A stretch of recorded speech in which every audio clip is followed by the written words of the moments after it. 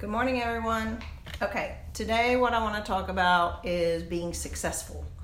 So what does it mean to be successful from the world's eyes and from God's eyes? So the world considers you successful if you're rich, if you're attractive, if you're buff, if you have a big house, if you drive a nice car and things like that. So the word successful, the definition of it is having achieved popularity, profit, or distinction. Good morning, Dan. The other definition is accomplishing an aim or purpose. So ever since I was little, I was obsessed with being successful. I worked hard, I sacrificed, I did whatever I had to do to be successful at everything I went after. It didn't matter whether it was getting straight A's so that I could get free tickets to sporting events, which is what they used to do back then. It didn't matter if I had to practice hour after hour after hour to perfect a cheerleading routine to be the best cheerleader, or to practice all hours, day and night, to learn a piece of music to be the number one chair or top chair in the band. So success was my focus. I was driven, I was passionate, I was focused, I was determined, and good morning. And while those qualities are good to have, it is good to be driven and focused and purposeful. What happened to me over the years is that as I became successful, I became successful. Basically, I became full of myself. I was prideful, haughty, arrogant, self-glorifying, full of myself.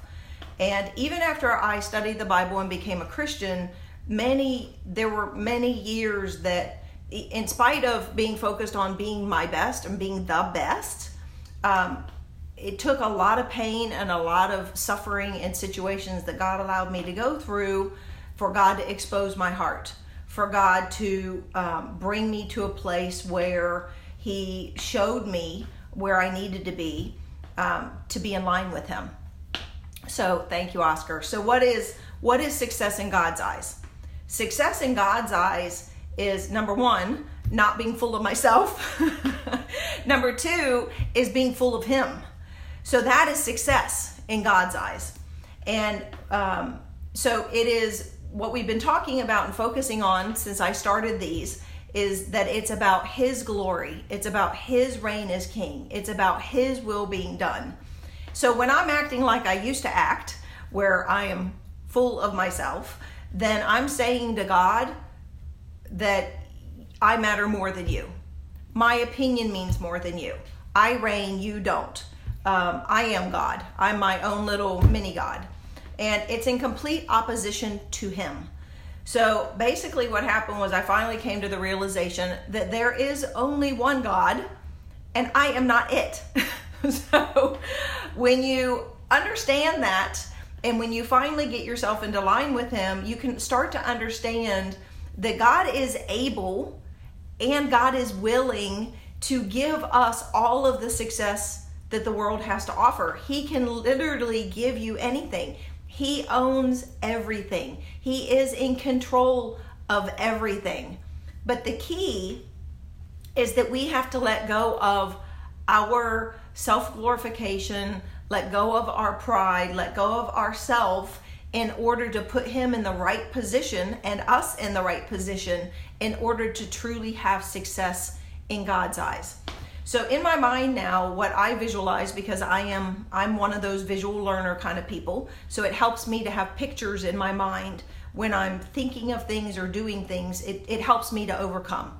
So for me, what I visualize is stepping aside. I literally visualize myself stepping aside, bowing down, and I will physically put my hand over my chest and bow down and give Him all of the glory and honor for all of the good things happening in my life. So if I get an award or I win something, this is the first thing that pops in my head. It doesn't matter if I'm standing on stage in front of thousands of people. What is in my mind is that I'm bowing down before Him to make sure that I am giving Him the glory for what is happening to me, whether it's winning the award, speaking to people, whatever it means. So let me make sure you understand this though. that this is something I struggle with all the time. This is not about being religious. This is not about saying religious things. This is about your life being transformed from the inside out, from your heart out. This is every day. The more successful I am, let me say it this way, the more successful I am in my business, the more elevated I become as an authority or as a celebrity or as whatever you want to call it, the harder and the more I pray and beg him to help me not puff myself up, to help me not pat myself on the back, to help me focus on thanking him and glorifying him and giving him all of the glory, all of the honor, all of the praise for all of the success that's happening in my life. So let me give you some scriptures that will help you with this mindset and help you kind of grasp this. So in Matthew 7:7-8, it says, "Ask and it will be given to you. Seek and you will find. Knock and the door will be opened to you. For everyone who asks receives. The one who seeks finds. And the one who knocks, the door will be opened." It was a huge aha for me that you got to ask. It isn't about you just taking, I'm going to go make this happen. And being in the industry I'm in and being a coach and being coached and having the success I've had in my industry, we're all, we're taught and we teach about being driven and go make it happen and get it done and all this stuff, which yes, you do have to do the work, but it's still coming back to the fact of I am just a human being. I am not God. I cannot put the stars in the sky. There are many, many things that I cannot do. So I acknowledge my limitations and what can I do. And basically it's me doing the work and then trusting that God will bring the success. And that, yes, I do have to do the work. It isn't about me sitting like a couch potato expecting him to give to me. It's about me working really, really hard, but trusting that he will give me the success at the time that he chooses to give me the success. But it's my part to do the work.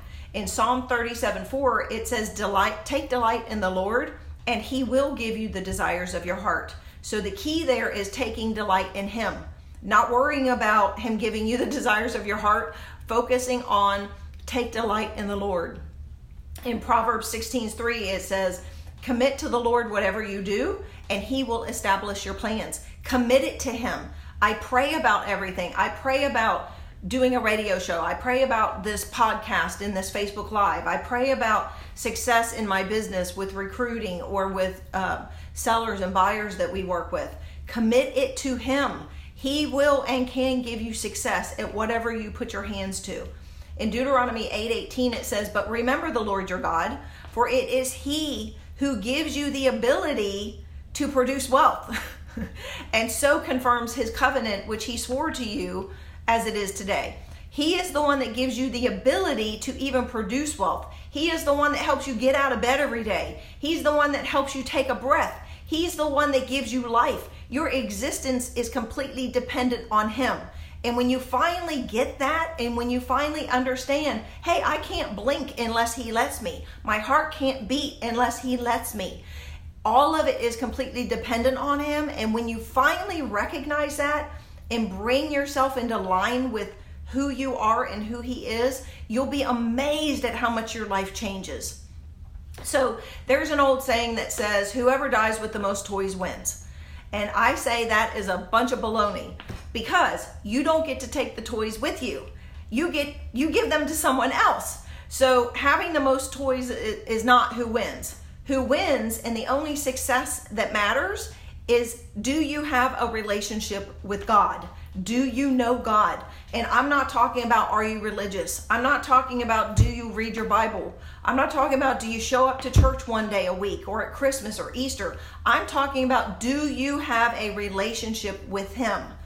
And what does it mean to have that, and how do you have that? So, and I'm also not saying not to become the very best you can be. God expects us to take the gifts he's given us and use them to become the best mom, the best CEO, the best salesman, the best singer, the best artist, whatever it is that the gifts are that you've been given. He expects you to become the very best you can be. Why? Because it glorifies him. It helps people to see that he gave you those gifts. It helps people to look at him, especially when you're doing what we talked about, and give him the glory and honor for the gifts you've been given and the success that you're having. So have at it. Earn all the money you can. Become super successful. Become rich. Have a big house. Have cars. Have all the things that this world offers you. It isn't about that. Successfulness is not about those things. You're welcome to have them. It is about not being successful, like we talked about when we first started, not being full of yourself, but become super successful. Give back. See who you can give to. See who you can help. Lift others up. Serve others. Be of service that will actually affect change in this world. And in doing it, and through all of it, let's give all of the credit where credit is due to God alone. I hope you have a great day. Bye.